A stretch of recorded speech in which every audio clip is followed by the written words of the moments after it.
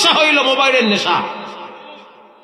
MB কিনবে, এটার টাকার জন্য মাকে চাপ দেয়। হুন্ডার তেল ভরার জন্য যেই টাকা লাগবে সেটাও মায়ের কাছ থেকে জোর করে নেয়। হুজুর রাত্রিবেলা মোবাইল টিপতে টিপতে ঘুমায় গেছে, আর ওই রাত্রে ফ্যান পইরা চেহারা রক্তাক্ত হয়ে বিছানায় পড়ে আছে।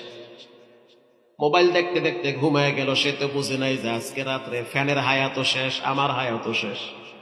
ফ্যান পইরা গেছে চেহারার উপরে সকাল 10টা, তারপরও মা দেখে দরজা খুলে না।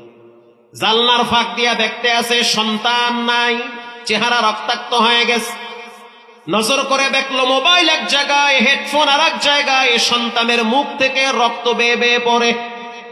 দরজা ভেঙ্গে ভিতরে ঢুকে দেখলো ফ্যান এক পাশে পড়ে আছে। তার মানে ফ্যানটা বুকের উপরে পড়েছে। সন্তান যে চিৎকার মারবে সেই সুযোগ আল্লাহ দেয় নাই।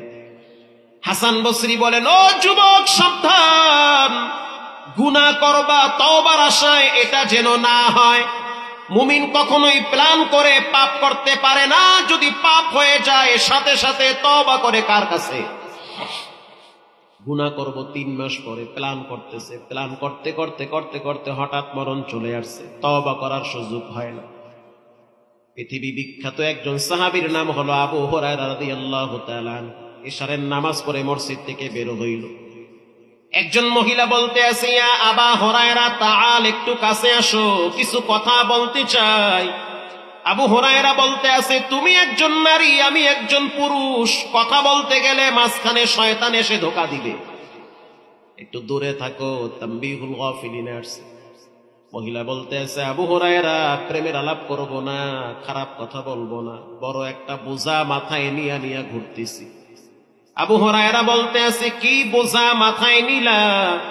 মহিলা বলতে আছে, আবু হুরায়রা, পৃথিবীর ভিতরে সবচেয়ে বড় ভারী বোঝা হলো বান্দার পাপের বোঝা।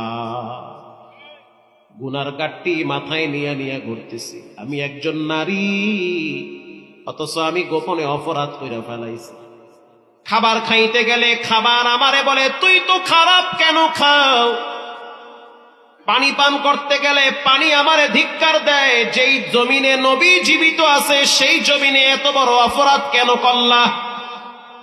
আবু হুরায়রা, নবীর দরবারে যাইতে ভয় লাগে, তুমি না নবীর দরবারে থাকো, তোমারই বলি কত বড় অপরাধ করেছি। আবু হুরায়রা বলতে আছে, তওবা করো, মাল্লাজিমাল ইস্তিগফার, ইস্তিগফার জিহ্বার সাথে লাগায় রাখো, রব মাফ করে দিবে। রবের শাস্তি যত বড়, রবের দয়া মায়া তার চেয়েও বড়। যাও মাফ করে দিবে। না আবু হুরায়রা